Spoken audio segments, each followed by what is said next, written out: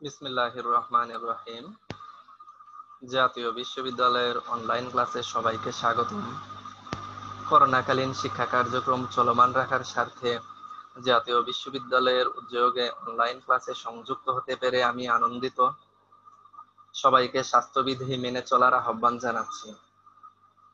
আমি মোহাম্মদ আসাদুজ্জামান, প্রভাষক, রসায়ন বিভাগ, তেজগাঁও কলেজ, ঢাকা। জাতীয় বিশ্ববিদ্যালয়ের স্নাতক সম্মান প্রোগ্রামের রসায়ন বিষয়ের 242807 এই বিষয় কোডের নিউক্লিয় রসায়নের পদার্থের সাথে বিকিরণের আন্তঃক্রিয়া ও বিকিরণ শনাক্তকরণ এই অধ্যায়টি নিয়ে আজকে আলোচনা করব। আজকে আমাদের লেকচার নাম্বার 9। আমি আবারও সবাইকে স্বাগত জানাচ্ছি।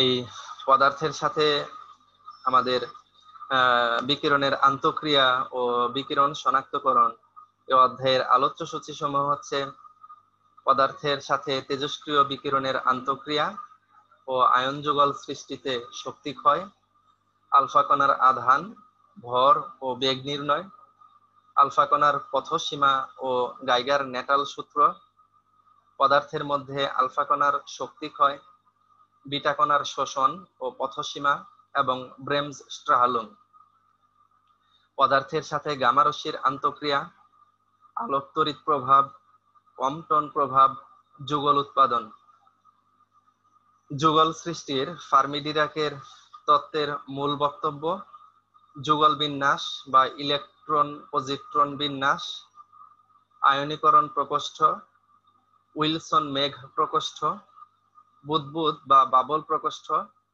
ও স্ফুলিঙ্গ প্রকোষ্ঠ, গাইগার মোলার কাউন্টার ও সমানুপাতিক কাউন্টার, স্ফুলিঙ্গায়ন প্রকোষ্ঠ ও সলিড স্টেট ডিটেক্টর।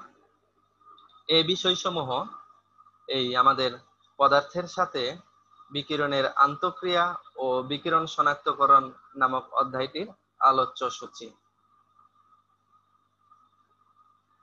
পদার্থের সাথে তেজস্ক্রিয় বিকিরণের আন্তঃক্রিয়া। পদার্থের মধ্যে তেজস্ক্রিয় রশ্মি প্রবাহিত করা হলে সে পদার্থের অণু পরমাণুর অভ্যন্তরস্থ ইলেকট্রনীয় অঞ্চলে প্রভাব পড়ে বা আন্তঃক্রিয়ার সৃষ্টি হয়।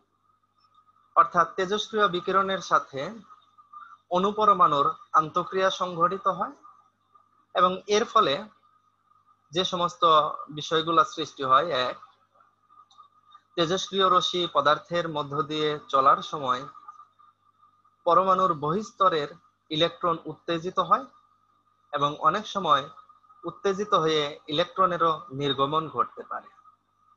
পদার্থের সাথে তেজস্ক্রিয় রশ্মির আন্তঃক্রিয়ার ফলে নতুন মৌলের সৃষ্টি হয়। পদার্থের সাথে তেজস্ক্রিয়ার ফলে সংশ্লিষ্ট মৌলের নিউক্লিয়াস সাময়িকভাবে উত্তেজিত হয় অথবা চরম পর্যায়ে উত্তেজিত হয়ে নতুন নিউক্লিয়াস সৃষ্টি করে। তেজস্ক্রিয় রশ্মির আন্তঃক্রিয়ার ফলে নিউক্লিয়াসে অবস্থানরত নিউক্লিয়নগুলো উচ্চ শক্তি স্তরে গমন করে এবং বিভিন্ন ধরনের রশ্মি নির্গমন করে।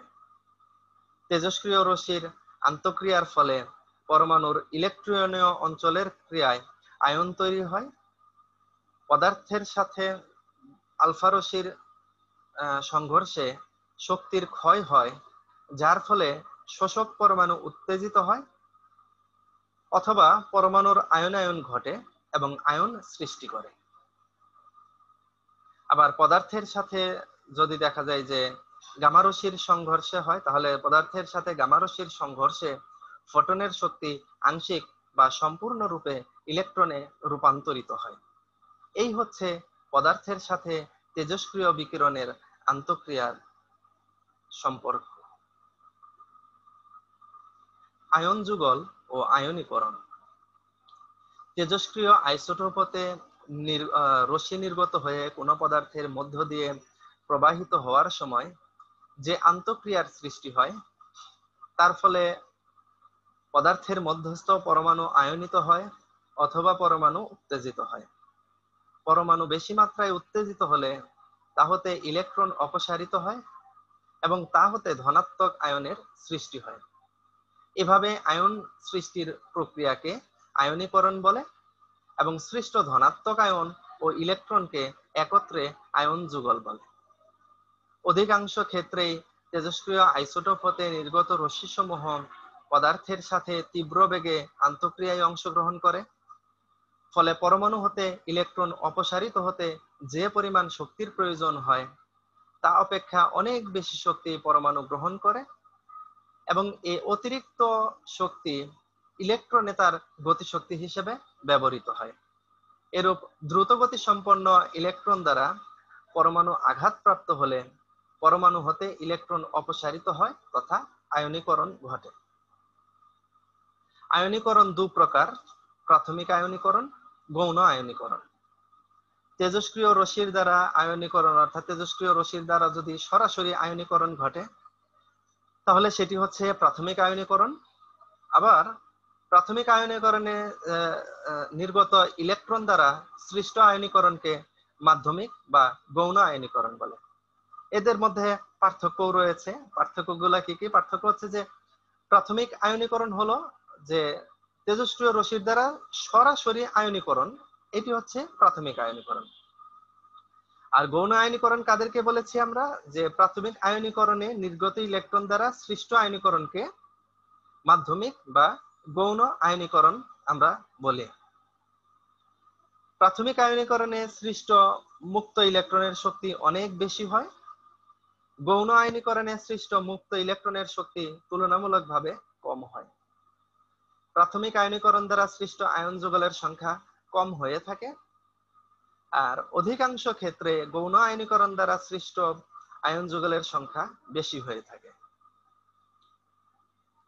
প্রাথমিক পদার্থের সাথে তেজস্ক্রিয় রশ্মির আন্তঃক্রিয়ার ফলে প্রাথমিক আয়নীকরণ সংঘটিত হয়, আর প্রাথমিক আয়নীকরণের পরে গৌণ আয়নীকরণ সংঘটিত হয়। অর্থাৎ প্রাথমিক আয়নীকরণ না হলে গৌণ আয়নীকরণ সম্ভব নয়। এই হচ্ছে প্রাথমিক আয়নীকরণ আর গৌণ আয়নীকরণের পার্থক্য। আয়ন যুগল সৃষ্টিতে শক্তি ক্ষয়।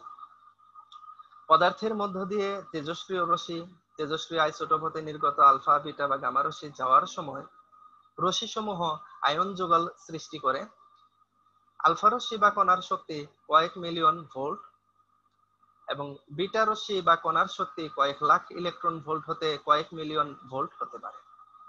যেমন 1 মেগা ইলেকট্রন ভোল্ট শক্তি বিশিষ্ট একটি আলফা কণা বাতাসের মধ্য দিয়ে গমনকালে যদি প্রতিটি আয়ন যুগল সৃষ্টিতে গড়ে 35 মেগা ইলেকট্রন ভোল্ট শক্তি ব্যয় হয়, তবে সৃষ্ট আয়ন যুগলের সংখ্যা হবে 28,500টি। কিভাবে 28,500টি হয় আমরা দেখি।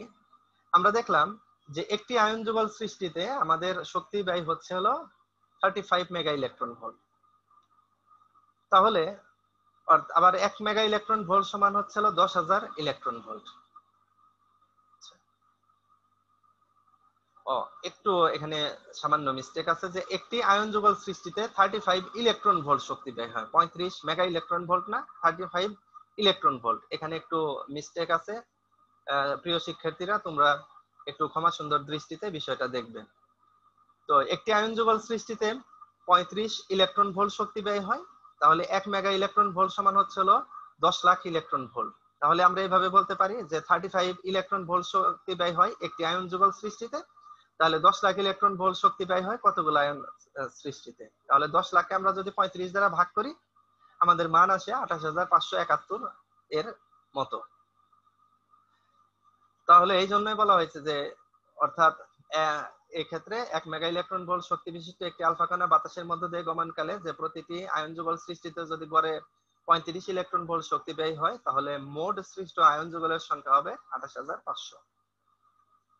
আবার 0.2 মেগা ইলেকট্রন ভোল্ট শক্তি বিশিষ্ট বিটা কণা বাতাসের মধ্য দিয়ে গমনকালে যদি প্রতিটি আয়ন যুগল সৃষ্টিতে গড়ে 34 ইলেকট্রন ভোল্ট শক্তি ব্যয় হয়, এটা কিন্তু মেগা ইলেকট্রন ভোল্ট না, এটা হবে হচ্ছে 34 ইলেকট্রন ভোল্ট শক্তি ব্যয় হয়, তবে মোট সৃষ্ট আয়ন যুগলের সংখ্যা হবে 6000টি। আমরা জানি 0.2 ইলেকট্রন ভোল্ট সমান হচ্ছে 2 লাখ ইলেকট্রন ভোল্ট, তাহলে মোট আয়ন যুগলের সংখ্যা হচ্ছে 2 লাখকে আমরা 34 দ্বারা যদি ভাগ করি 5882টি।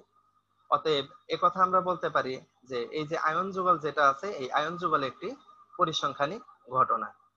তেজস্ক্রিয় আইসোটোপ হতে নির্গত রশ্মি ও পদার্থের আন্তঃক্রিয়ায় যে পরিমাণ শক্তি ক্ষয় হয় তা দুটি বিষয়ের উপর নির্ভর করে, যেমন এক পদার্থের প্রকৃতি, দুই হচ্ছে তেজস্ক্রিয় রশ্মির প্রকৃতি। আয়ন যুগল সৃষ্টিতে যে শক্তি ক্ষয় হয় তার বৈশিষ্ট্যগুলো হলো, রশ্মির শক্তি শুধুমাত্র আয়ন যুগল সৃষ্টিতেই নয় বরং পরমাণুকে উত্তেজিত করে। এ কারণেই এ শক্তি পদার্থের আয়নীকরণ বিভব অপেক্ষা বেশি হয়ে থাকে। রশ্মির শক্তি ক্ষয়ের পরিমাপ ক্ষয়ের পরিমাণ মাধ্যমের উপর নির্ভর করে। যেমন একটা এই যে বিভিন্ন আয়ন যুগল সৃষ্টিতে আমরা যদি ক্ষয়ের একটা তালিকা দেখি তাহলে দেখতে পারি এরকম যে মাধ্যম যদি হয় বাতাস, রশ্মি যদি হয় আলফা, তাহলে শক্তি ক্ষয়ের পরিমাণ হচ্ছে 35 ইলেকট্রন ভোল্ট। মাধ্যম যদি হয় হাইড্রোজেন, রশ্মি যদি হয় আলফা রশ্মি, তাহলে শক্তি ক্ষয়ের পরিমাণ হচ্ছে 63 ইলেকট্রন ভোল্ট। মাধ্যম যদি হয় মিথেন রশ্মি, যদি হয় আলফা রশ্মি, তাহলে শক্তি ক্ষয়ের পরিমাণ হচ্ছে 29.2 ইলেকট্রন ভোল্ট। একইভাবে বিটা রশ্মির ক্ষেত্রে মাধ্যম যদি হয় বাতাস, তাহলে শক্তি ক্ষয়ের পরিমাণ হবে হচ্ছে, অর্থাৎ বিটা রশ্মি ক্ষয়ের নির্গত শক্তির পরিমাণ হবে হলো 34 ইলেকট্রন ভোল্ট। মাধ্যম যদি হাইড্রোজেন হয় তাহলে বিটা রশ্মি ক্ষয়ের শক্তির পরিমাণ হবে 36.3 ইলেকট্রন ভোল্ট। আর মাধ্যম যদি হয় মিথেন তাহলে শক্তি ক্ষয়ের পরিমাণ হবে 27.3 ইলেকট্রন ভোল্ট। পদার্থের সাথে আন্তঃক্রিয়াজনিত অর্থাৎ আলফা কণা, যেটা এই আলফা কণার আমরা দেখব যে আলফা কণার বৈশিষ্ট্য। অধিকাংশ ক্ষেত্রেই দেখা যায় তেজস্ক্রিয় আইসোটোপ হতে নির্গত আলফা কণার শক্তি 4 মেগা ইলেকট্রন ভোল্ট থেকে 9 মেগা ইলেকট্রন ভোল্ট সীমার মধ্যে সীমাবদ্ধ থাকে। তো আমরা জানি ইলেকট্রন অপেক্ষা আলফা কণা 7000 গুণ ভারী। এ কারণে কোনো পদার্থের সাথে আলফা কণার আন্তঃক্রিয়া সংঘটিত হলে আলফা কণা কোনো দিক পরিবর্তন না করে সোজা চলে যায়। আবার আমরা জানি কঠিন ও তরল পদার্থের অণুসমূহের আন্তঃআণবিক দূরত্ব অনেক কম এবং গ্যাসীয় পদার্থের আন্তঃআণবিক দূরত্ব অনেক বেশি। এ কারণে কঠিন ও তরল পদার্থের সাথে আলফা কণার আন্তঃক্রিয়ার সম্ভাবনা খুব বেশি, কিন্তু গ্যাসীয় পদার্থের সাথে আন্তঃক্রিয়ার সম্ভাবনা খুব কম। বিষয়টাকে আবার বলছি, যেখানে দেখা যায় যে কঠিন ও তরল পদার্থের অণুগুলা খুব কাছাকাছি থাকে, এক্ষেত্রে অণুসমূহের ভিতরে আন্তঃআণবিক দূরত্ব অনেক কম, এবং গ্যাসীয় পদার্থের ক্ষেত্রে দেখা যায় যে আন্তঃআণবিক দূরত্ব অনেক বেশি। এই কারণে কঠিন আর তরল পদার্থের সাথে আলফা কণার আন্তঃক্রিয়ার সম্ভাবনা খুব বেশি থাকে, কিন্তু তরল পদার্থের সাথে আন্তঃক্রিয়ার সম্ভাবনা খুব কম থাকে। বিজ্ঞানী রাদারফোর্ড ও গাইগার সর্বপ্রথম আলফা কণার আধান নির্ণয় করেন। আলফা কণার ভর 6.32 × 10⁻⁻24 গ্রাম। আলফা কণার পারমাণবিক ভর হিলিয়ামের পারমাণবিক ভর সমান এবং এরা 2 ইলেকট্রনীয় একক ধনাত্মক আধান বহন করে। এগুলো ধনাত্মক হিলিয়াম আয়ন থেকে অভিন্ন। আলফা কণার বৈশিষ্ট্য যদি আমরা দেখি তাহলে দেখবো যে আলফা কণার কি কি বৈশিষ্ট্য রয়েছে, যে কঠিন বা তরল পদার্থের মধ্য দিয়ে, অর্থাৎ আলফা কণার যে বৈশিষ্ট্য যে কঠিন বা তরল পদার্থের মধ্য দিয়ে এই পথসীমার মান খুব কম। 2, গ্যাসের মধ্যে সাধারণত আলফা কণার পথসীমা অপেক্ষাকৃত অনেক বেশি হয়, কারণ গ্যাসের ঘনত্ব খুব কম। 3, গ্যাসীয় পদার্থের ক্ষেত্রে আলফা কণার পথসীমা চাপ এবং তাপমাত্রার উপর নির্ভর করে। 4, চাপ বৃদ্ধির সঙ্গে পথসীমা কম হয়, কিন্তু তাপমাত্রা বৃদ্ধি করলে পথসীমাও বৃদ্ধি পায়। 5, কোন নির্দিষ্ট বস্তুর মধ্যে আলফা কণার পথসীমা কণাগুলোর প্রাথমিক বেগ বা গতিশক্তির উপর নির্ভর করে। সেজন্য সঠিকভাবে আলফা কণার পথসীমা পরিমাপ করলে তাদের প্রাথমিক বেগ বা গতিশক্তি পাওয়া যায়। এই হচ্ছে আলফা কণার বৈশিষ্ট্য সমূহ। বিটা কণা। বিটা কণা হচ্ছে যে তেজস্ক্রিয় পদার্থ হতে নিঃসৃত নির্দিষ্ট শক্তি সম্পন্ন আলফা কণার সুনির্দিষ্ট পথসীমা থাকে। তেজস্ক্রিয় উৎস থেকে নির্গত হবার পর, অর্থাৎ উৎস থেকে নির্গত হবার পর আলফা কণাগুলো একটি নির্দিষ্ট দূরত্ব ভ্রমণ করতে পারে, তারপর সেগুলো শক্তিহীন হয়ে পড়ে এবং পদার্থের অভ্যন্তরে শোষিত হয়। বিটা কণাগুলোও পদার্থের অভ্যন্তরে শক্তি ক্ষয় করতে পারে। খুব হালকা হওয়ায় পারমাণবিক ইলেকট্রনের সঙ্গে সংঘাতের ফলে বিটা কণাগুলো খুব সহজেই প্রক্ষিপ্ত হয়। তাছাড়া প্রতি সংঘাতে এরা অনেক শক্তি হারায়। সেজন্য একই প্রাথমিক শক্তি সম্পন্ন বিভিন্ন বিটা কণার ভ্রমণ পথের মধ্যে এরূপ সংঘাতের যথেষ্ট পার্থক্য থাকে। অর্থাৎ বিটা কণার পথসীমার মানচ্যুতি যেটা আলফা কণার তুলনায় অনেক বেশি। উপরোক্ত দুটি কারণে এবং আদি শক্তির সমতার অভাবে বিটা কণার পথসীমা আলফা কণার মতো সুনির্দিষ্ট হয় না। আবার নির্দিষ্ট উচ্চতম শক্তি সম্পন্ন বিটা কণাগুলোর মোটামুটি ভাবে নির্দিষ্ট পথসীমা পাওয়া যায়। তেজস্ক্রিয় পদার্থ হতে বিটা কণাগুলো বিভিন্ন শক্তি সহকারে নির্গত হয়। যদি বিভিন্ন বেধ সম্পন্ন কোনো শোষক ভেদ করে নির্গত বিটা কণার সংখ্যা গণনা করা হয়, তাহলে শোষক পদার্থের বেধ বৃদ্ধির সঙ্গে উক্ত সংখ্যা প্রায় সূচক অনুযায়ী হ্রাস পায়। শোষক পদার্থের উপরে আপতিত বিটা কণার প্রাথমিক শক্তির সমতার অভাব এবং শোষক পদার্থের মধ্যে তাদের বিক্ষেপ প্রধানত দুই কারণেই উপরোক্ত প্রকার পরিবর্তন ঘটে। বেধ বৃদ্ধির সঙ্গে শোষক থেকে নির্গত বিটা কণার সংখ্যা হ্রাস পেতে থাকে এবং অবশেষে বেধের একটি নির্দিষ্ট মানের পর আর কোনো বিটা কণা শোষক পদার্থ ভেদ করে নির্গত হতে পারে না। শোষক পদার্থের ভেদের এই নির্দিষ্ট মানকে আপতিত উচ্চতম শক্তিসম্পন্ন বিটা কণার পথসীমা হিসেবে ধরা যেতে পারে। এই হচ্ছে বিটা কণা। ব্রেমস-স্ট্রাহলুং। বিটা কণা নিউক্লিয়াসের পাশ দিয়ে অতিক্রমকালে কুলম্বীয় বলের কারণে ইলেকট্রনের দেখা যায় যে সরণ ঘটে, অর্থাৎ ইলেকট্রনটার সরণ ঘটবে এবং এর ফলে তড়িৎচুম্বকীয় রশ্মি নির্গত হয়। এটি ব্রেমস-স্ট্রাহলুং। আমরা যদি চিত্র দেখি তাহলে দেখব যে বিটা কণা এই নিউক্লিয়াসের কাছ দিয়ে অতিক্রমকালে ইলেকট্রনের সরণের ফলে তড়িৎচুম্বকীয় রশ্মি নির্গত হয়েছে। এই ঘটনাটার নাম হচ্ছে ব্রেমস-স্ট্রাহলুং। এই ব্রেমস-স্ট্রাহলুং এর আমরা যদি বৈশিষ্ট্যগুলো দেখি তাহলে দেখবো যে ব্রেমস-স্ট্রাহলুং এর কি কি বৈশিষ্ট্য রয়েছে। ব্রেমস-স্ট্রাহলুং এর বৈশিষ্ট্য হচ্ছে যে ব্রেমস-স্ট্রাহলুং রশ্মি অপসারণের মাধ্যমেও বিটা কণা শক্তি হারায়। ব্রেমস-স্ট্রাহলুং এক ধরনের তড়িৎচুম্বকীয় রশ্মি। এক্স রশ্মি যন্ত্র হতে ব্রেমস-স্ট্রাহলুং প্রক্রিয়ার মাধ্যমেই এক্স রশ্মির অবিচ্ছিন্ন বর্ণালী উৎপন্ন করা যায়। বিটা কণার শক্তি যত বেশি হবে এবং পদার্থের পারমাণবিক সংখ্যা যত বেশি হবে, ব্রেমস-স্ট্রাহলুং এর পরিমাণও তত বেশি হবে। যেমন 1 মেগা ইলেকট্রন ভোল্ট শক্তি সম্পন্ন বিটা কণা কম পারমাণবিক ভরের ইলেকট্রনের পাশ দিয়ে অতিক্রমকালে, অ্যালুমিনিয়ামের পাশ দিয়ে অতিক্রমকালে 1% শক্তি ব্রেমস-স্ট্রাহলুং হিসেবে এবং 99% আয়নীকরণে ব্যবহৃত হয়। আবার এই 1 মেগা ইলেকট্রন ভোল্ট শক্তি সম্পন্ন বিটা কণায় উচ্চ পারমাণবিক সংখ্যা বিশিষ্ট মৌল লেডের পাশ দিয়ে অতিক্রমকালে 10% শক্তি ব্রেমস-স্ট্রাহলুং হিসেবে এবং 90% আয়নীকরণে ব্যবহৃত হয়। আবার 7 মেগা ইলেকট্রন ভোল্ট শক্তি সম্পন্ন বিটা কণা লেডের পাশ দিয়ে অতিক্রমকালে 55% শক্তি ব্রেমস-স্ট্রাহলুং হিসেবে এবং 55% শক্তি আয়নীকরণে ব্যবহৃত হয়। এই হচ্ছে ব্রেমস-স্ট্রাহলুং।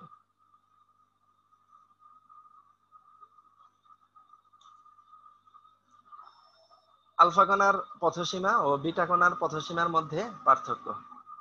তেজস্ক্রিয় পদার্থ হতে নিঃসৃত নির্দিষ্ট শক্তি সম্পন্ন আলফা কণা, এই আলফা কণার দেখা যায় যে সুনির্দিষ্ট পথসীমা থাকে, অর্থাৎ উৎস থেকে নিঃসৃত হবার পর আলফা কণাগুলো একটি নির্দিষ্ট দূরত্ব পর্যন্ত ভ্রমণ করতে পারে। আর বিটা কণার ক্ষেত্রে হচ্ছে যে তেজস্ক্রিয় পদার্থ হতে নিঃসৃত নির্দিষ্ট শক্তি সম্পন্ন বিটা কণার সুনির্দিষ্ট পথসীমা থাকে না। আলফা কণার ক্ষেত্রে পথসীমার মানচ্যুতি অনেক কম, আর বিটা কণার ক্ষেত্রে পথসীমার মানচ্যুতি অনেক বেশি।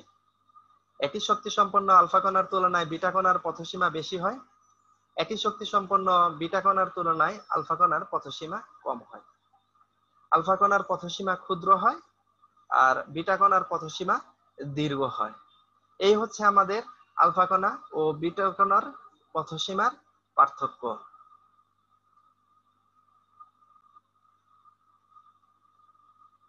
গামা রশ্মি।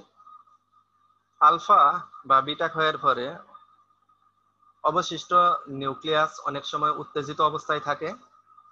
এই উত্তেজিত নিউক্লিয়াস সাধারণত 10⁻⁻13 সেকেন্ড এর মধ্যে নিম্নতর শক্তি স্তরে তড়িৎচুম্বকীয় বিকিরণ নিঃসরণ করে। নিউক্লিয়াস হতে নিঃসৃত এরূপ তড়িৎচুম্বকীয় বিকিরণকে গামা রশ্মি বলে। এই রশ্মির ভেদ্যতা আলফা ও বিটা রশ্মির তুলনায় অনেক বেশি। দৃশ্যমান, অতিবেগুনি ও অবলোহিত বিকিরণের ন্যায় গামারশ্মিও একটি তড়িৎচুম্বকীয় বিকিরণ। গামারশ্মির তরঙ্গ দৈর্ঘ্য এদের তুলনায় অনেক কম বলে এটি অত্যন্ত শক্তিশালী। পদার্থের সাথে আলফা কণা, বিটা কণা বহু সংঘর্ষের মাধ্যমে শক্তি হারায়। অন্যদিকে গামারশ্মি একটি বা দুটি সংঘর্ষের মাধ্যমেই সম্পূর্ণ রূপে নিঃশেষিত হয়ে যায়। গামারশ্মি প্রাথমিক আয়নীকরণ দ্বারা দুই একটি আয়ন যুগল সৃষ্টি করে এবং গৌণ আয়নীকরণ দ্বারা অধিকাংশ আয়ন যুগল গঠন করে। এ রশ্মি কোনো বিক্রিয়া ছাড়াই কয়েক মিটার পর্যন্ত যেতে পারে। আলোক তড়িৎ প্রভাব। গামারশ্মি কোনো পরমাণুতে সম্পূর্ণরূপে শোষিত হওয়ায় তারা উত্তেজিত হয়। ফলে শোষিত পরমাণুর আয়নীকরণ শক্তির চেয়ে ফলে শোষিত শক্তি পরমাণুর আয়নীকরণ শক্তির চেয়ে বেশি হয় বলে পরমাণু হতে একটি ইলেকট্রন ছিটকে পড়ে। এই ঘটনাকে আলোক তড়িৎ প্রভাব বলা হয় এবং ছিটকে পড়া ইলেকট্রনকে আলোক ইলেকট্রন বা ফটো ইলেকট্রন বলে। গামারশ্মির শক্তি অত্যন্ত কম হলে আলোক তড়িৎ প্রভাব কার্যকর হয়। এক্ষেত্রে গামারশ্মির সম্পূর্ণ শক্তি পরমাণু দ্বারা শোষিত হয় এবং গামারশ্মির সাথে পদার্থে সংঘর্ষ অত্যন্ত গুরুত্বপূর্ণ। আলোক তড়িৎ প্রভাবে নির্দিষ্ট উচ্চ পারমাণবিক সংখ্যা সম্পন্ন পদার্থের ক্ষেত্রে নিম্ন শক্তির গামারশ্মি শক্তি হারায়। নিম্ন পারমাণবিক সংখ্যা সম্পন্ন পদার্থের ক্ষেত্রে গামারশ্মি প্রধানত আলোক তড়িৎ ক্রিয়া দ্বারা শক্তি ক্ষয় করে। প্রাকৃতিক তেজস্ক্রিয় পদার্থ হতে নিঃসৃত গামারশ্মির ক্ষেত্রে আলোক তড়িৎ প্রভাব গুরুত্বপূর্ণ। এই হচ্ছে আমাদের আলোক তড়িৎ প্রভাব। এরপরে আমরা চলে যাব হচ্ছে আউগার প্রভাব। আবার কতিপয় ক্ষেত্রে দেখা যায় ইলেকট্রন অণু বা পরমাণুর সর্ববহিস্থ স্তর হতে নির্গত না হয়ে অভ্যন্তরীণ শক্তি স্তর হতে নির্গত হয়। তখন অভ্যন্তরীণ ফাঁকা স্থান পূরণ করার জন্য উপরের কক্ষপথ হতে ইলেকট্রন নিম্ন শক্তির ফাঁকা কক্ষপথে প্রবেশ করে, ফলে ইলেকট্রন নির্গত হয়। এরূপ প্রভাবকে আউগার প্রভাব বলে এবং নির্গত ইলেকট্রনকে আউগার ইলেকট্রন বলে। আবার বলছি যে কতিপয় ক্ষেত্রে ইলেকট্রন অণু বা পরমাণুর সর্ববহিস্থ স্তরে হতে নির্গত হবার কথা থাকলেও সেই স্তর থেকে নির্গত না হয়ে অভ্যন্তরীণ শক্তি স্তর হতে নির্গত হয়। তখন অভ্যন্তরীণ স্তর ফাঁকা পূরণ করার জন্য উপরের কক্ষপথে ইলেকট্রন নিম্ন শক্তির ফাঁকা কক্ষপথে প্রবেশ করে, ফলে ইলেকট্রন নির্গত হয়। এরূপ প্রভাবকে আউগার প্রভাব বলে এবং নির্গত ইলেকট্রনকে আউগার ইলেকট্রন বলে। কম্পটন প্রভাব। ফোটনের সাথে একটি মুক্ত বা আধান মুক্ত ইলেকট্রনের বিক্ষেপণকে কম্পটন প্রভাব বলে। অর্থাৎ গামারশ্মি একটি মুক্ত ইলেকট্রনের সাথে অস্থিতিস্থাপক সংঘর্ষ করলে গামারশ্মির একটি অংশ ইলেকট্রন পায় এবং অবশিষ্ট অংশ নিয়ে গামারশ্মি বিক্ষিপ্ত হয়। এই ঘটনাকে কম্পটন ইফেক্ট বলে। এই কম্পটন ইফেক্টের আমরা যদি বৈশিষ্ট্যগুলো দেখি তাহলে হচ্ছে যে কম্পটন প্রভাবে গামারশ্মি সম্পূর্ণরূপে নিঃশেষ হয়ে যায় না। কম্পটন প্রভাবের ক্ষেত্রে রশ্মি সম্পূর্ণরূপে নিঃশেষ হয় না, বরং কিছু পরিমাণ শক্তি ইলেকট্রনে স্থানান্তরিত হয় বলে পরমাণু বা অণু হতে ইলেকট্রন অপসারিত হয়। গামারশ্মি একটি মুক্ত ইলেকট্রনের সাথে অস্থিতিস্থাপক সংঘর্ষ সৃষ্টি করলে গামারশ্মির একটি অংশ ইলেকট্রন পায় এবং অবশিষ্ট অংশ নিয়ে গামারশ্মি বিক্ষিপ্ত হয়। গামারশ্মি মধ্যম হলে কম্পটন প্রভাব কার্যকর হয়। এক্ষেত্রে গামারশ্মির সম্পূর্ণ শক্তি অণু বা পরমাণু দ্বারা শোষিত হয় এবং গামারশ্মির সাথে সংশ্লিষ্ট পদার্থের দেখা যায় সংঘর্ষ বা সংস্পর্শ গুরুত্বপূর্ণ।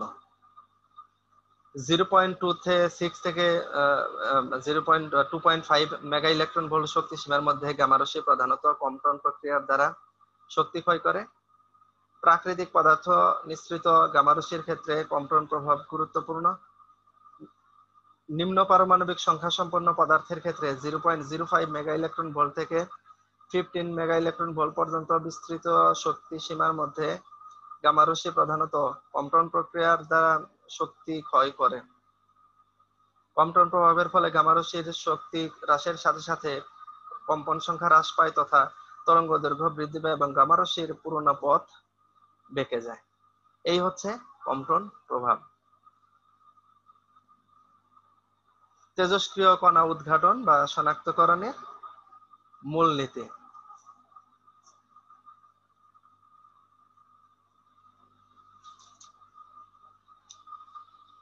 কণা সাধারণত দুই ধরনের হয়ে থাকে।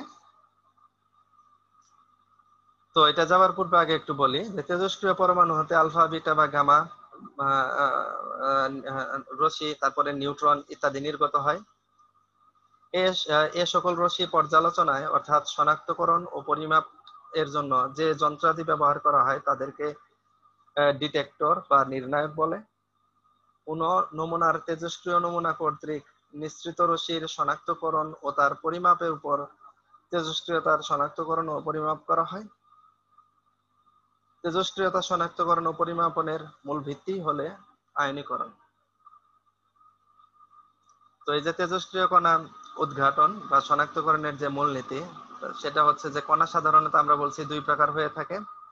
একটি হচ্ছে হলো আহিত কণা আর একটি হচ্ছে অনাহিত কণা। আহিত কণার ভিতরে রয়েছে হলো বিটা কণা, প্রোটন, আলফা কণা, ডিউটেরন, ভারী আয়ন, ফিশন খণ্ড প্রভৃতি। আর অনাহিত কণার মধ্যে আছে হলো গামা রশ্মি, নিউট্রন, নিউট্রিনো প্রভৃতি। আহিত কণা শনাক্তকরণ যদি দেখা হয় তাহলে আহিত কণা শনাক্তকরণের ক্ষেত্রে নিম্নরূপ নিয়ম অনুসৃত হয়। 1. প্রথমে সংশ্লিষ্ট পরমাণুর নিউক্লিয় বিকিরণ প্রকোষ্ঠের মধ্যে প্রবেশ করানো হয়, ফলে তা কতিপয় গ্যাসীয় অণু ও পরমাণুকে আয়নিত করে আয়ন যুগলের সৃষ্টি করে। খ. অতঃপর তড়িৎদ্বারদ্বয়ের মধ্যে প্রযুক্ত বৈদ্যুতিক ক্ষেত্র বিপরীত চার্জযুক্ত আয়নসমূহকে আকর্ষণ করে। এতে বর্তনীতে ক্ষুদ্র বিদ্যুৎ প্রবাহের সৃষ্টি হয় যা রোধের মধ্য দিয়ে বৈদ্যুতিক যন্ত্রের সাহায্যে পরিমাপ করা যায়।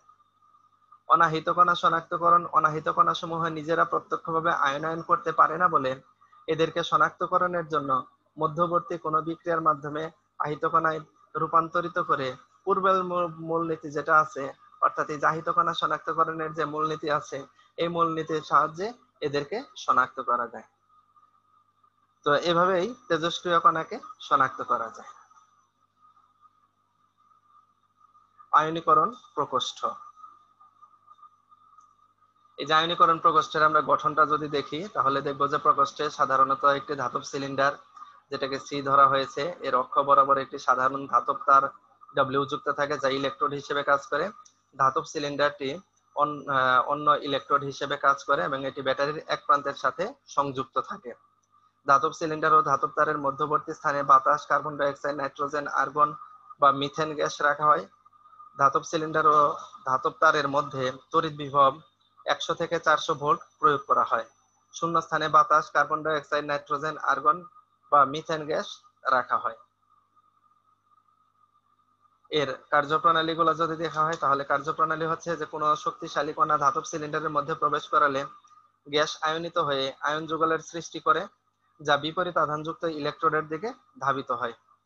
ইলেকট্রোড দুটির অর্থাৎ ধাতব সিলিন্ডার ও ধাতব তার ভোল্টেজ এমন ভাবে থাকে যে আয়ন সমূহের পুনর্সংযুক্তি ঘটে না এবং ইলেকট্রন সমূহ তারের গতিপথে নতুন আয়ন যুগল সৃষ্টি করতে পারে। ফলশ্রুতিতে ইলেকট্রোড দুইটির উপর সংগৃহীত চার্জের সর্বমোট পরিমাণ কণা কর্তৃক সৃষ্ট সকল আয়ন যুগলের পরস্পর সমান হয়। এদের প্রয়োগ, সুবিধা এবং অসুবিধাগুলো যদি দেখা যাক, এদের প্রয়োগ হচ্ছে আলফা কণা বা তীব্র গতি সম্পন্ন প্রোটনের সংখ্যা নির্ণয় করতে আয়নীকরণ প্রকোষ্ঠ ব্যবহৃত হয়। বিটা কণার সংখ্যা নির্ণয় করতে এ প্রকোষ্ঠ ব্যবহৃত হয়, তবে এ ক্ষেত্রে এ প্রকোষ্ঠের সাথে অতিরিক্ত যন্ত্র সংযুক্ত করতে হয়। প্রকোষ্ঠের মধ্যে প্রতি সেকেন্ডে মোট কত আয়ন সৃষ্টি হবে তা নির্ণয় এবং তেজস্ক্রিয় বিকিরণজাত একটি মাত্র কণা গণনা যন্ত্র হিসেবেও এ প্রকোষ্ঠের ভূমিকা যথেষ্ট গুরুত্ব রয়েছে। স্বাস্থ্য, পদার্থবিদ্যা ও বিকিরণ নিরোধের কাজে এটি গুরুত্বপূর্ণ ভূমিকা রাখে। বিকিরণ উৎস ক্রমাঙ্কন ও সেলিব্রেশন এ প্রকোষ্ঠ ব্যবহৃত হয়। পাতলা মৌলের নিউক্লিয়াস সমূহ পরীক্ষা করতে আয়নীকরণ প্রকোষ্ঠ ব্যবহৃত হয়। আর সুবিধাগুলো যদি দেখি, আয়নীকরণ প্রকোষ্ঠের মূল গঠন প্রণালী বেশ সরল প্রকৃতির। আয়নীকরণ প্রকোষ্ঠের ক্ষেত্রে বিদ্যুৎ স্পন্দনের মাত্রার পরিমাণ কণা কর্তৃক সৃষ্ট আয়ন যুগলের সংখ্যা ও কণা শক্তির উপর নির্ভরশীল। এ কারণে এ প্রকোষ্ঠের সাথে বিদ্যুৎ স্পন্দনের মাত্রা বিশ্লেষক সংযুক্ত করে আলফা কণার গতিশক্তি বের করা যায়। যে সকল নমুনা হতে বিভিন্ন শক্তির আলফা কণা নির্গত হয় তাদের প্রত্যেককে পৃথক পৃথকভাবে গণনা করার ক্ষেত্রে আয়নীকরণ প্রকোষ্ঠ ভূমিকা পালন করে। আর অসুবিধাগুলো যদি দেখি, আয়নীকরণ প্রকোষ্ঠের মূল গঠন প্রণালী যেটা, এটা বেশ হলো যে সরল প্রকৃতির বটে, কিন্তু এর আনুষঙ্গিক যন্ত্রের দাম অনেক বেশি। এটি একটি ব্যয়বহুল প্রকোষ্ঠ। আয়নীকরণ প্রকোষ্ঠের মূল যন্ত্র সজ্জার সাহায্যে বিটা কণা নির্ণয় করা যায় না, তবে এর সাথে অন্য যন্ত্র সংযুক্ত করতে হয়। বিটা রশ্মি ও গামা রশ্মি যথেষ্ট আয়ন উৎপন্ন করে না বলে আয়নীকরণ প্রকোষ্ঠের মাধ্যমে এদের নির্ণয় করা বা উদ্ঘাটন করা যায় না।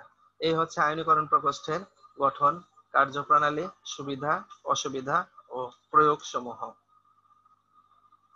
এরপরে আসবে হলো গাইগার মুলার কাউন্টার। গাইগার মুলার কাউন্টার একটি কপারের মোটা চোঙাকৃতির টিউব সি দিয়ে তৈরি, যার সাধারণ দৈর্ঘ্য 10 সেন্টিমিটার থেকে 50 সেন্টিমিটার এবং প্রস্থচ্ছেদ 1 থেকে 5 সেন্টিমিটার। অপর এই কপারের মোটা চোঙাকৃতির টিউব সি এর বরাবর অক্ষ বরাবর একটি ধাতব তার ডব্লিউ থাকে। এই তারটি ইস্পাত বা অ্যালুমিনিয়াম বা টাংস্টেন দ্বারা তৈরি। ধাতব তারটির সাথে টিউবটির কোনরূপ সংযোগ থাকে না। দেখা গেছে বাহিরের একটি কাচের চোঙ যা ধাতব তারটিকে যথাস্থানে রাখতে সাহায্য করে।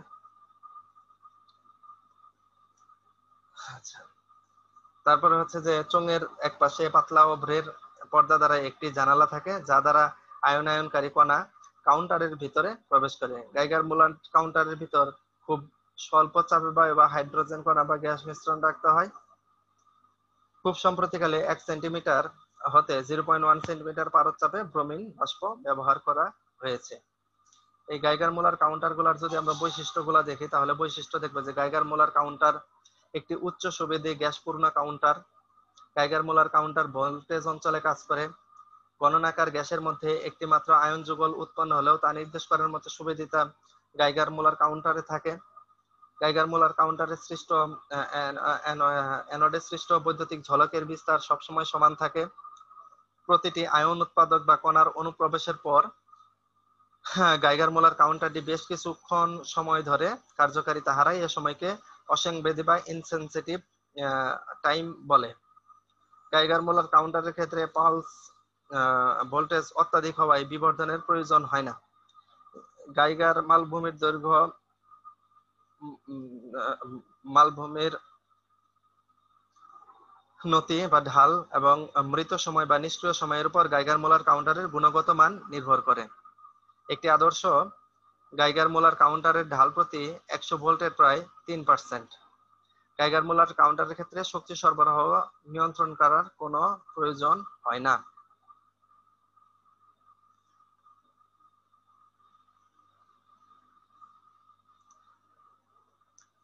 এরপরে আমরা আসবো হচ্ছে গাইগার মুলার কাউন্টারের প্রয়োগ সমূহ, অর্থাৎ গাইগার মুলার কাউন্টারের সুবিধা, অসুবিধা এবং প্রয়োগ সমূহ। তেজস্ক্রিয় বস্তু কর্তৃক খালি চোখে অদৃশ্যমান এবং মানুষের শরীরের জন্য ক্ষতিকর উপপারমাণবিক বা অবপারমাণবিক বা সাব অ্যাটমিক কণা শনাক্তকরণে ও রেকর্ডে গাইগার মুলার কাউন্টার গুরুত্বপূর্ণ ভূমিকা পালন করে। তারপরে হচ্ছে যে নিউট্রনের মতো চার্জহীন কণাসমূহকেও শনাক্ত ও গণনাকরণে এই কাউন্টারের গুরুত্ব অপরিসীম। গাইগার মুলার কাউন্টারের একটি গুরুত্বপূর্ণ প্রয়োগ হলো তেজস্ক্রিয় বস্তু হতে প্রতি সেকেন্ডে নির্গত আলফা কণার সংখ্যা গণনাকরণ। আর এর সুবিধাগুলো যদি আমরা দেখি, যে গাইগার মুলার কাউন্টারের সুবিধাগুলো কোন কোন জায়গাতে, গাইগার মুলার কাউন্টারে আয়ন যুগলের অভ্যন্তরীণ বৃদ্ধির পরিমাণ খুব বেশি, ফলে বিদ্যুৎ স্পন্দন বোঝার জন্য বাহ্যিক শক্তি বৃদ্ধির প্রয়োজন হয় না। গাইগার মুলার কাউন্টারের যন্ত্র সজ্জা অপেক্ষাকৃত সহজ। এই কাউন্টার অপেক্ষাকৃত ছোট বলে একে সহজে স্থানান্তর করা যায়। গাইগার মুলার কাউন্টারের সামগ্রিক যন্ত্রের মূল্য অল্প। এটা হচ্ছে গাইগার মুলার কাউন্টারের, আমরা যদি বলে যে গাইগার মুলার কাউন্টারের সুবিধা সমূহ।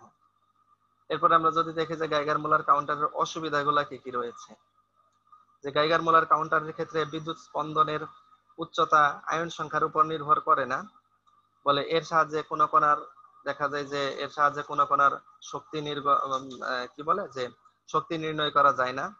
গাইগার মুলার কাউন্টারের মৃত সময় বেশি বলে এর গণনা হার নিম্ন। এই কাউন্টারের ক্ষেত্রে পালস ভোল্টেজ অত্যাধিক হওয়ায় নিম্নরূপ দুটি অসুবিধার সৃষ্টি হয়, যেমন এক, নিষ্ক্রিয় সময় বেশি, দুই, ধনাত্মক আয়নগুলোর শক্তি এতই উচ্চ হয় যে তারা পরে নতুন আয়ন যুগল তৈরি করতে পারে না, ফলে পরীক্ষা কার্য এতটা কার্যকর হয় না। গাইগার মুলার কাউন্টারের সাহায্যে নিম্ন শক্তির বিকিরণ শনাক্ত করা যায় না। মসবার ক্রিয়া ব্যাখ্যা করার ক্ষেত্রে গাইগার মুলার কাউন্টার কোনরূপ ভূমিকা পালন করে না। এই হলো গাইগার মুলার কাউন্টারের প্রয়োগ, সুবিধা এবং অসুবিধা সমূহ। আরেকটি আছে, সেটি আছে হলো যে স্ফুলিঙ্গ আয়ন কাউন্টার বা সিন্টেলেশন কাউন্টার। আর সিন্টেলেশন কাউন্টারের যেটাই যে দেখি আমরা যে সিন্টেলেশন কাউন্টারও এই গাইগার মুলার কাউন্টারের মতন আরেকটি কাউন্টার, তবে এই দুইজনের ভিতরে দেখা যায় যে অনেকটাই পার্থক্য আছে। গাইগার মুলার কাউন্টারে যন্ত্রসজ্জা এবং অপেক্ষাকৃত সহজ, আর সিন্টেলেশন কাউন্টার যেটা এটার যন্ত্রসজ্জা তুলনামূলকভাবে অনেক জটিল। গাইগার মুলার কাউন্টারের ক্ষেত্রে দেখা গেছে যে সামগ্রিক যন্ত্রের মূল্য অল্প, আর সিন্টেলেশন কাউন্টার যেটা এটার মূল্য অনেক ব্যয়বহুল। গাইগার মুলার কাউন্টারের ক্ষেত্রে অভ্যন্তরীণ কার্যক্রম পদার্থের অবস্থা সাধারণত গ্যাসীয় হয়ে থাকে, আর সিন্টেলেশন কাউন্টারের ক্ষেত্রে অভ্যন্তরীণ কার্যক্রম পদার্থের অবস্থা সাধারণত কঠিন হয়ে থাকে। এরকম অনেকগুলা তফাৎ রয়েছে। তো এই ছিল আমাদের আজকের পড়া। আজকে আমরা দেখলাম যে কি কি বিষয়গুলো আমরা দেখলাম, আমরা যদি আরেকবারই করি তাহলে দেখেছি যে বিষয়গুলো আমরা এখন পর্যন্ত পড়ে এসেছি: পদার্থের সাথে তেজস্ক্রিয় বিকিরণের আন্তঃক্রিয়া, তারপরে আয়ন যুগল ও আয়নীকরণ, প্রাথমিক আয়নীকরণ, গৌণ আয়নীকরণ, আয়ন যুগল সৃষ্টিতে শক্তি ক্ষয়, আলফা কণা, তারপরে হলো আলফা কণার বৈশিষ্ট্য সমূহ, তারপরে ছিল আমাদের বিটা কণা, ব্রেমস্ট্রাহলুং, আলফা কণার পথসীমা ও বিটা কণার পথসীমার পার্থক্য, তারপরে গামা রশ্মি, আলোক তড়িৎ প্রভাব, কম্পন প্রভাব, তারপরে ছিল এই আর কি বিভিন্ন কাউন্টার ছিল। আমরা দেখছিলাম যে আয়নীকরণ প্রকোষ্ঠ, তারপরে আয়নীকরণ প্রকোষ্ঠের পরে আমরা দেখলাম গাইগার মুলার কাউন্টার। এই বিষয়গুলাই ছিল আমাদের এই অধ্যায়ের আলোচ্য বিষয়। তো তোমাদের ক্ষেত্রে তোমাদের কাছে থাকবে, অনুরোধ থাকবে যে আজকে যে টপিকসটুকু দেখানো হলো এই টপিকসটুকু একটু বাসায় পড়ো, এবং টপিকস যদি আজকের এই ক্লাসটুকু যদি তোমাদের থাকে, অর্থাৎ একটু যদি এটা এই অনলাইন ক্লাসের পরে একটু যদি বাসায় ঠিকঠাক মতো পড়ো, ইনশাল্লাহ কোনো সমস্যা হবে না। তো আমি আবারও তোমাদের সুস্বাস্থ্য এবং দীর্ঘায়ু কামনা করছি। তোমরা ভালো থাকো, সুস্থ থাকো, নিরাপদে থাকো, এবং এই করোনাকালীন দুর্যোগের মুহূর্তে তোমরা নিরাপদ দূরত্ব, সামাজিক দূরত্ব মেনে চলো, বাসায় থাকো, বাসায় থেকে পড়াশোনা করো। সকলের সুস্বাস্থ্য এবং দীর্ঘায়ু কামনা করছি।